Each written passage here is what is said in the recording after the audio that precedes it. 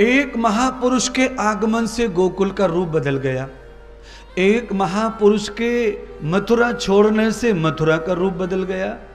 आदरणीय सारंगी जी ने जो कहा कि किसी विद्वान का, किसी संत का सानिध्य मिल जाए, अच्छे ग्रंथ का सानिध्य मिल जाए और मानव का अच्छा जीवन जन्म मिल जाए तो जीवन सार्थक हो जाता है, जीवन कृतार्थ हो जाता है। ये कथा भी वही कह रही है कि केवल जो कृष्ण है वो मथुरा में आए और मथुरा को उन्होंने तत्काल छोड़ा।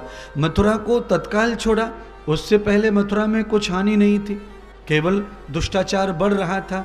आज भगवान का आगमन हुआ और उन्होंने मथुरा को छोड़ा, गोकुल में पहुँचे तो मथुरा का मानो प्राण निकल गया। आकाशवाणी सुन के कंस बेहद चिंता में पड़ा हुआ है, क्योंकि उसने सपने में सुन लिया है कि तेरे मारने वाला धरती पे आ गया है। ऐसा सपने में सुना, किसी ने कहा नहीं उसको। सपने में जो हम सुनते हैं उसे योग माया कहते हैं। चित्तस्य व्याधि नाम रूपः। जब हमारा चित्त पापी हो जाता है, यानी ज्यादा पाप उसमें आ जाते हैं, नेगेटिविटी आ जाती है, तो हम सपने में फिर ऐसी ऐसी चीजें देखते हैं जो हमें डराती हैं, जो हमें दुखी करती हैं। सोते सोते भी सपने आते हैं और हम दुखी होते हैं। कई लोग तो हमने रोते देखे, सपने में रो रहे हैं, पसीना आ रहा है माथे से, सपने में पसीना छूट गया, सपने में चिल्ला रहे हैं, चीख रहे हैं, बचाओ बचाओ, और पड़ोसी हड़बड़ा के खड़े हो जाते हैं, क्या हुआ क्या हुआ। ये सब चीज़ें कब आती हैं? जब हमारी चित्त में पाप के लिए जगह शेष नहीं रह जाती, तो वो हमें इस तरह डरा डरा करके परेशान करता है, हमारा कर्म। तो कंस के जीवन में अब पाप के लिए जगह शेष नहीं है। उसका गढ़ा, एक बार बोलो, उसका गढ़ा भर गया है। अच्छा, गढ़ा भर जाता है तो फिर क्या करता है? झलकता है। झलकता मतलब सपने आना, किसी व्यक्ति विशेष का नहीं, अनर्गल शब्दों पर विश्वास करना।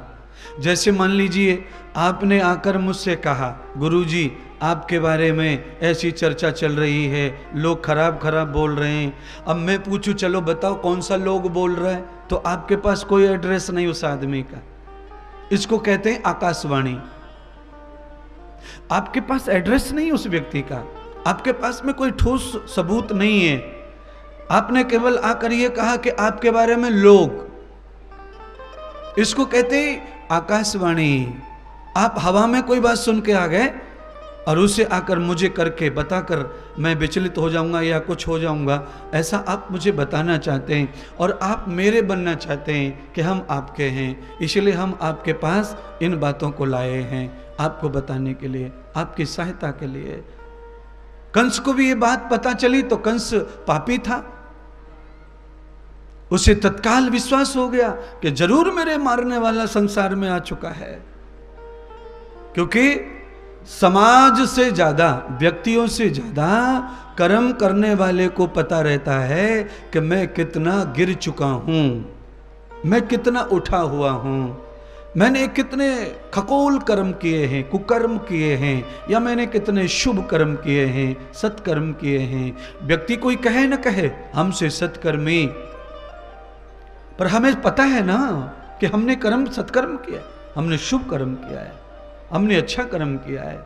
उसके बाद हमारी आलोचना हो रही है तो हमें कुछ फर्क नहीं पड़ता उससे, क्योंकि हमने कोई आलोचना का कर्म किया ही नहीं है। हो रही है तो हमें कोई फर्क नहीं पड़ता है उससे, क्योंकि आदमी को जब अपने जीवन पर अपने आत्मिक भरोसा जब दृढ़ हो जाता है तो आलोचना का उस पर प्रभाव नहीं पड़ता है।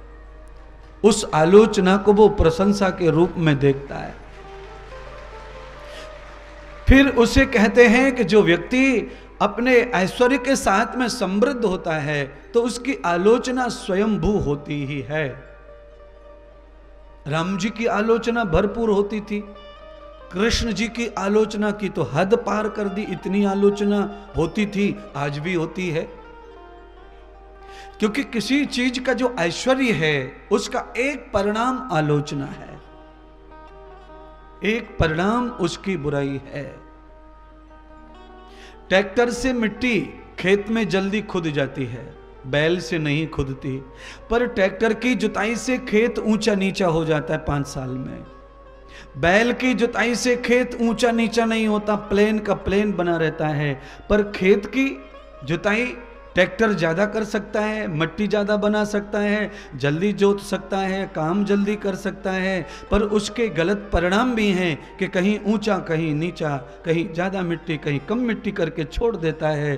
फिर खेत पानी भरने में तकलीफ देता है, कहीं ऊर्जा ज़्यादा हो जाती है ज़मीन में, कहीं कम हो जाती है।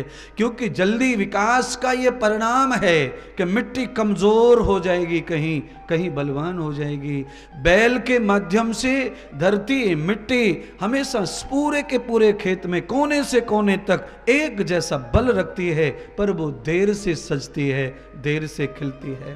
तो आदमी का जल्दी का जो ऐश्वर्य है वो आलोचना का भी पात्र बनता है।